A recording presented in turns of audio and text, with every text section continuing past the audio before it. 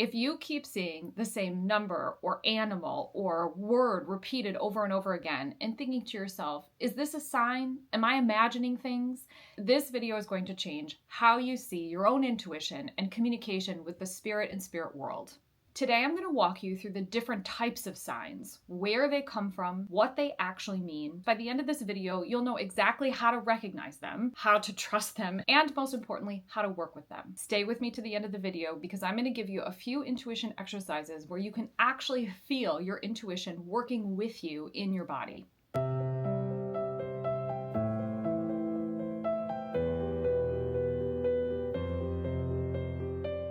Signs are not random, and they're not just reserved for special people. They're one of the most natural ways your intuition communicates with you.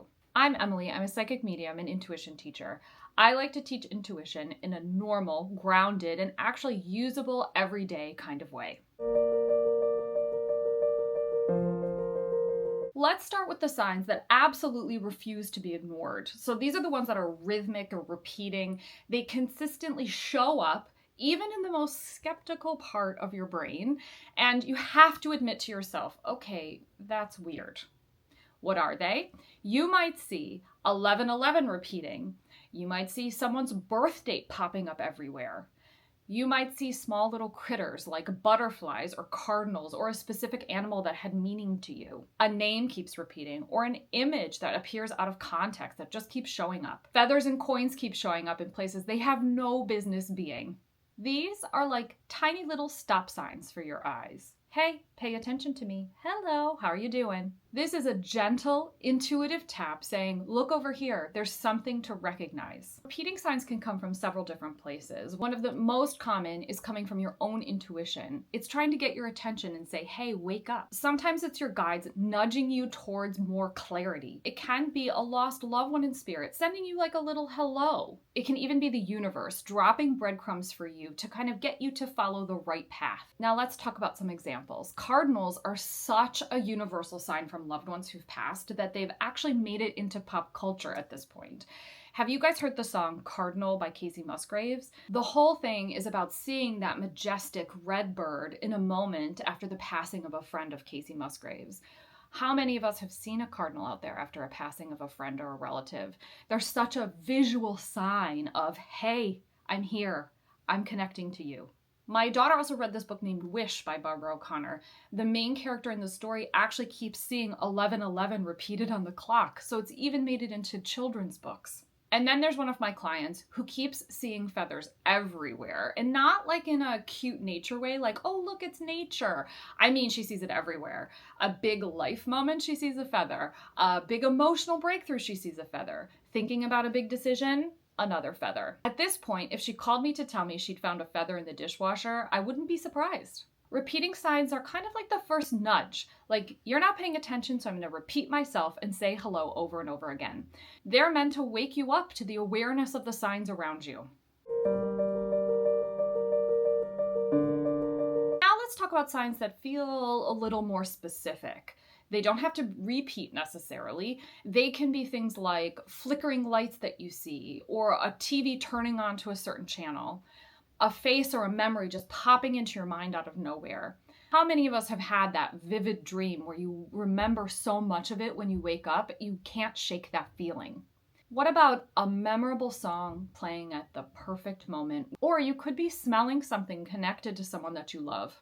These are often synchronicities. They are perfectly timed. The meaning is a layering effect. Sometimes they're comforting, sometimes they can be felt as guidance, and sometimes they're a little bit of a warning to keep you safe in the best possible way. My Shaman Friends TV turns on automatically to this fireplace channel. It wasn't what they were watching before, and no one touched the remote. She knows it's her uncle. She can sense that in her body. And so it's kind of like a, hey, hi, think of me. This is what I'm doing to make you notice me. I also read this great story about this woman who used to smell her grandfather's cigar smoke as a warning before something bad was about to happen. It actually saved her from a car accident, done completely out of love, there to give her protection.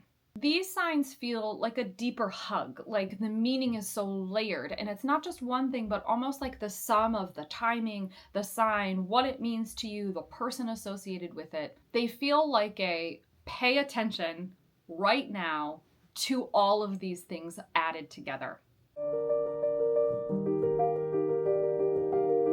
Now I'd like to talk about emotional and physical signs that are felt in your body. These are signs that hit you right in the chest, the gut, the throat, the ones that you feel before you can even think it. They show up around decisions or situations that you may have been wrestling with. What do these feel like? It's a sudden knowing, almost like it drops into your head or your stomach, and you just know something to be true. Sometimes it can also feel like a full body exhale, like a and a relax. It can also feel like a tingling or a pressure next to you, behind you, in front of you. Your body is reacting before your mind even has a chance to. This is your intuition speaking to you through sensations. We're going to run through a calibration exercise. This is how you can tell a yes and a no in your body as a sensation. I'm going to ask you a few simple questions. When you answer those questions in your mind, pay attention to what your body feels like. If you're being drawn in a direction, a sinking, a floating, a tightening, any kind of sensation that you're getting. So the first one is, am I a chair? Next, am I a dog? Next, does 2 + 2 = 4? Next, is the sky blue? Next, is today February 29th? Next, and you'll use your own name here, is my name, and then insert your name. Notice how your body felt with a yes or a no in each of those questions. Now I would like you to ask a question about your life or something you've been thinking about. It can be a small one or a large one. Should I have a sandwich for lunch, or should I take that new job?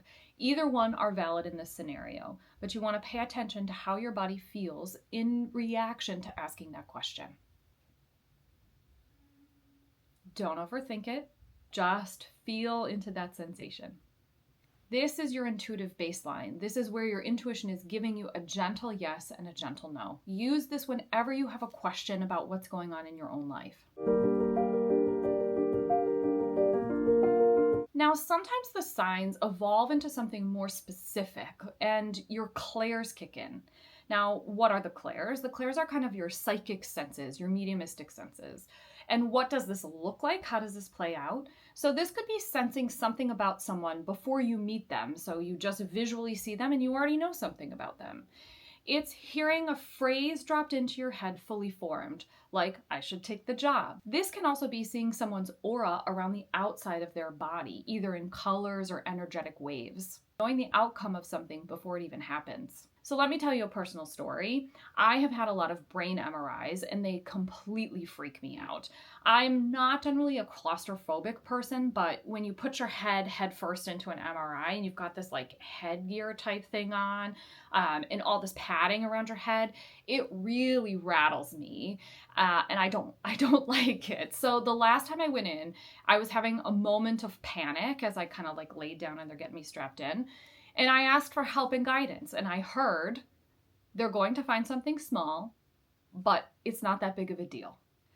And at that moment, I could feel that my body just relaxed and was like, oh, it helped me so much just know that everything I was about to go through would be not that big of a deal.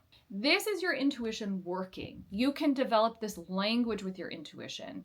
And your guides can also use your clairs too. The information is coming to support you, to guide you, and to give you some additional clarity.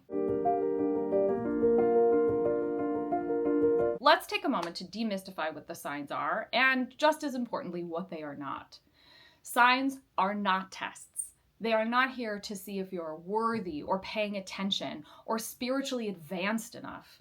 Your intuition is not trying to trick you to make you jump through hoops. Signs are also not punishment. They are not consequences for things that you didn't do. They're not warnings that you're doing something wrong, or even cosmic red flags meant to scare you. If something feels frightening or shame-based, that is usually your anxiety talking, not your intuition. They're not meant to send you into panic mode or make you feel like you're on the brink of disaster. Intuition doesn't communicate through fear. Fear is in the mind and intuition is in the body. Now let's talk about what signs are. Signs are communication. They are one of the simplest, most natural ways your intuition and the spirit world reaches you. It's a nudge, a whisper, a moment of recognition. Signs can also be confirmation. They often show up to validate what you already know deep down. The direction you're heading, the decision that you're considering, the feeling that you're trying to trust, that is your intuition talking through your body. Signs can also be connection. They're the bridge between yourself and something bigger, your higher self, your guides. They remind you that you are not alone. Signs are also support. They show up to encourage you and comfort you or help you, or even to make you feel held in a moment when you need it, like I did in the MRI. Even the smallest sign, just a pressure change in the room, can make you feel like, I'm here with you. Here's the truth. Most people actually don't misread signs. They just talk themselves out of it. The intuition and the spirit world are communicating very clearly, but then your mind comes in with its logic and its anxiety and kind of takes over. This is where the calibration exercise becomes your best friend. You can actually use that yes, no in your body to ask if the sign is real. So if you see something out there and you're like questioning it yourself, you can actually use your body to answer that as a double check. If the sign is real, you should feel that yes in your body, an uplift, a lean forward, an moment. It's a gentle sign, but it's unmistakable. If it is just coincidence, you might feel no or nothing. That no can also feel flat or neutral or quiet. It's almost as if your intuition's saying, nope, not this one. But honestly, even if it is coincidence and it brings you comfort or support in a moment that you need it, it still matters. Meaning is meaning and support is support. If it helped you, it helped you. Let's talk about what to do when you see a sign.